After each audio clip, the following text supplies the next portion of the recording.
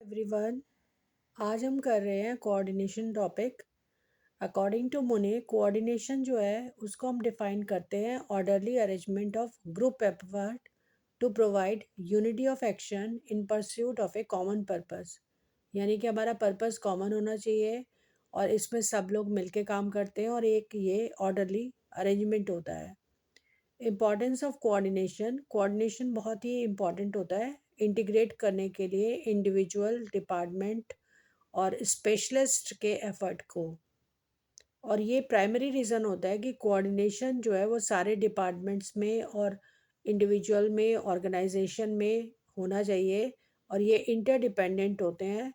इसलिए ये डिपेंड करता है कि एक दूसरे की जो इन्फॉर्मेशन है या रिसोर्सेज हैं वो बेटर तरीके से परफॉर्म करें अपनी एक्टिविटीज़ को, तभी हमारा प्रॉपर कोऑर्डिनेशन होता है। अब हमारे पास है रीज़न की इम्पोर्टेंस क्या है, कोऑर्डिनेशन करने से हमें क्या फ़ायदा मिलता है। एक तो होता है कि ग्रोथ इन साइज़ जब ऑर्गेनाइजेशन में होती है तो उस टाइम नंबर ऑफ़ पीपल भी बढ़ जाते हैं और एफिशिएंसी भी हमें बढ़ानी पड़ती है। तो हारमोनियस तरीके से अगर हम इंडिविजुअल गोल्स को अचीव करें या ऑर्गेनाइजेशन के गोल को अचीव करें तो वो पॉसिबल ही होता है कि अगर हमारा प्रॉपर कोऑर्डिनेशन हो।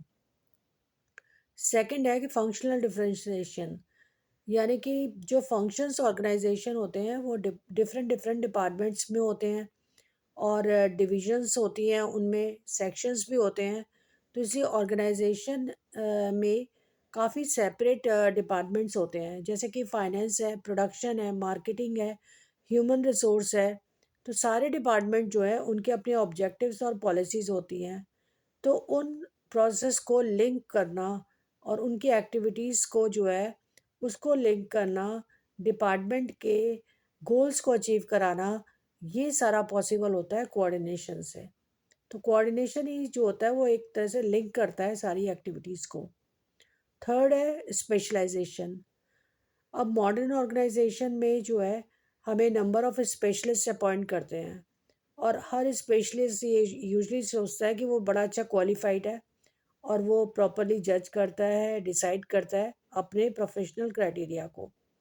इससे क्या होता है कि कई बार ऑर्गेनाइजेशन के अंदर बड़े सारे स्पेशलिस्ट होने से उनके बीच में कॉन्फ्लिक्ट भी होता है। तो कोऑर्डिनेशन की जो ज़रूरत पड़ती है वो होती है कि हम इनके जो डिफरेंसेस हैं उनको रिकंसाइल करें और प्रॉपर तरीके से इन स्पेशलिस्ट से ही काम कराएं जिससे कि स्मूथ वर्किंग हो। तो उसके लिए भी हमें कोऑर्डिनेट करना पड़ता है स्पेशलिस्ट की एक्टिविटीज़ को। तो स्पेशलाइजेशन में हमारे को हेल्प मिलती है कोऑर्डिनेशन से। नेक्स्ट हमारा टॉपिक है इसमें nature and characteristics of coordination. तो जो फीचर्स ऑफ कोऑर्डिनेशन है वो फर्स्ट है कोऑर्डिनेशन इंटीग्रेट ग्रुप एफर्ट्स, यानी कोऑर्डिनेशन जो है वो यूनिफाई करता है डाइवर्स इंटरेस्ट को, जो कि पर्पसफुल एक्टिविटीज़ में कन्वर्ट कराता है। और ये हमें एक कॉमन फोकस भी प्रोवाइड करता है और इंश्योर करता है कि हमारा जो परफॉर्मेंस है वो प्लान्ड और स्केड्यूल्ड होना चाहिए और वो सारी एक्टिविटीज़ को कोऑर्डिनेट करता है कोऑर्डिनेशन। सेकंड है कोऑर्डिनेशन इंश्योर करता है यूनिटी ऑफ एक्शन। जो पर्पस है कोऑर्डिनेशन का वो सिक्योर करना है यूनिटी ऑफ एक्शन। और ये कोऑर्डिनेशन जो होता है वो एक बाइंडिंग फोर्स होता है डिफरेंट डिपार्टमेंट्स में और ये इंश्योर करता है कि हम अपने गोल को अचीव ही कर लें। थर्ड है कोऑर्डिनेशन एक कंटिन्यूस प्रोसेस है। ये कोई एक वन टाइम फंक्शन नहीं होता बल्कि ये कॉन्टिन्यूस प्रोसेस है और प्लानिंग स्टेज से स्टार्ट होता है टिल ये कंट्रोलिंग तक चलता ही रहता है। नेक्स्ट है coordination is an all pervasive function, यानी कोऑर्डिनेशन जो है वो हर लेवल पे रिक्वायर्ड होता है और ये इंटरडिपेंडेंट होता है, डिफरेंट डिपार्टमेंट्स में अप्लाई होता है और ये इंटीग्रेट करता है एफर्ट को डिफरेंट डिपार्टमेंट्स के और डिफरेंट लेवल्स में। तो लेवल्स में हम यहाँ समझते हैं टॉप, मिडिल और लोअर लेवल। और डिपार्टमेंट्स हमारे हैं फाइनेंस है, मार्केटिंग है, ये सारे हमारे डिपार्टमेंट्स की कैटेगरी में आते हैं। फिफ्थ पॉइंट है coordination is the responsibility of all manager. Coordination जो है वो फंक्शन जो होता है ये सारे मैनेजर्स का होता है। टॉप लेवल के मैनेजर्स भी कोऑर्डिनेट करते हैं अपने सबॉर्डिनेट को और इंश्योर करते हैं कि ओवरऑल पॉलिसीज़ जो हैं वो प्रॉपरली कैरिड आउट हो। मिडिल लेवल भी कोऑर्डिनेट करता है कि टॉप लेवल के साथ और फर्स्ट लाइन मैनेजर्स के साथ। इसी तरह से ऑपरेशन लेवल मैनेजमेंट जो होता है वो कोऑर्डिनेट करता है अपनी एक्टिविटीज़ को वर्कर्स के साथ और इंश्योर करता है कि वर्क प्रोसीड हो according to the plan. 6 point है coordination is a deliberate function.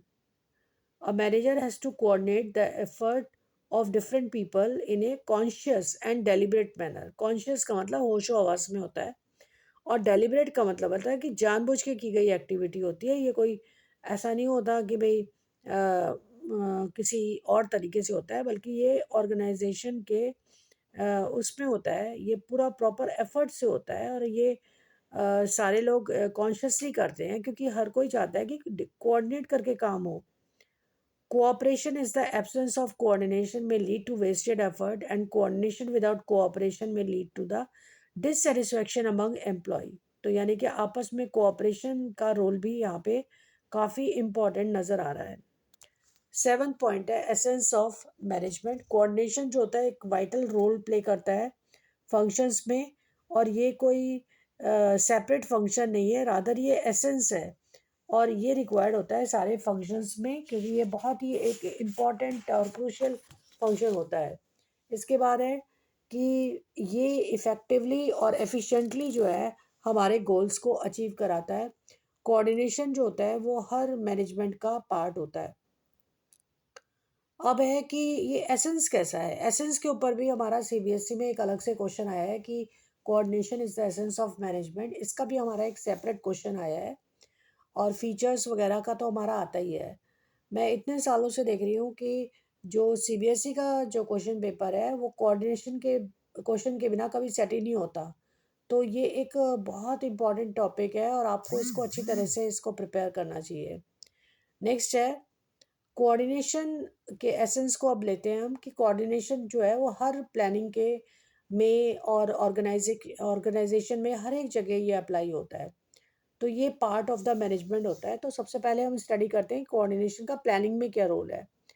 Planning जो है कोऑर्डिनेशन जो होता है वो करता है मास्टर प्लान के बीच में एंटरप्राइज के और डिफरेंट अदर जो प्लान्स हमारे बनते हैं डिपार्टमेंट्स के उसके अंदर। देन ऑब्जेक्टिव्स और अवेलेबल रिसोर्सेज के बीच में कोऑर्डिनेशन करता है प्लानिंग में और डिफरेंट फंक्शंस जो मैनेजर करता है उसमें भी प्लान में वो हेल्प प्ले करता है। नेक्स्ट है कोऑर्डिनेशन ऑर्गेनाइजिंग में अथॉरिटी रिस्पॉन्सिबिलिटी और अकाउंटेबिलिटी के बीच में कोऑर्डिनेट करता है और डिफरेंट रिसोर्सेज के बीच में और एक्टिविटीज़ के बीच में कोऑर्डिनेट करता है। नेक्स्ट है कोऑर्डिनेशन जो है वो स्टाफिंग में भी हमारा बहुत ज़रूरी है क्योंकि कोऑर्डिनेशन से हमारी स्किल्स और एबिलिटीज़ जो है एम्प्लॉयज़ की वो बढ़ जाती हैं और जो हम जॉब असाइन करते हैं वो प्रॉपर हो जाता है। परफॉर्मेंस और रिवार्ड कॉम्पनसेशन के बीच में कोऑर्डिनेशन चाहिए। इसी तरह से डिफरेंट टेक्निक्स ऑफ प्रोडक्शन और ट्रेनिंग के बीच में कोऑर्डिनेशन होता है। इसके बाद कोऑर्डिनेशन का रोल डायरेक्टिंग में भी होता है क्योंकि ये सुपीरियर और सबॉर्डिनेट के रिलेशन के बीच में आता है। प्लस ऑर्डर इंस्ट्रक्शन गाइडलाइंस और सजेशंस के बीच में कोऑर्डिनेट करता है। लीडरशिप स्टाइल्स में और कम्युनिकेशन के मीडिया में कोऑर्डिनेट करता है। देन कोऑर्डिनेशन का कंट्रोलिंग में बहुत बड़ा रोल है क्योंकि कंट्रोलिंग में हम स्टैंडर्ड फिक्स करते हैं, एक्चुअल परफॉर्मेंस वो करते हैं तो इसके बीच में वो कोऑर्डिनेट करता है। Then types of deviations and corrective measures के बीच में। Then correction of deviation and achievement of objective इसके सब के बीच में कोऑर्डिनेट करता है। तो बेसिकली हमें इसमें 3 क्वेश्चंस प्रिपेयर करने हैं। एक तो एसेंस ऑफ मैनेजमेंट का करना है और एक नेचर एंड सिग्निफिकेंस का करना है और एक कैरेक्टरिस्टिक्स का क्वेश्चन जो है वो हमें तैयार करना है। तो इससे हमारा कोऑर्डिनेशन डन हो जाएगा। Thank you so much.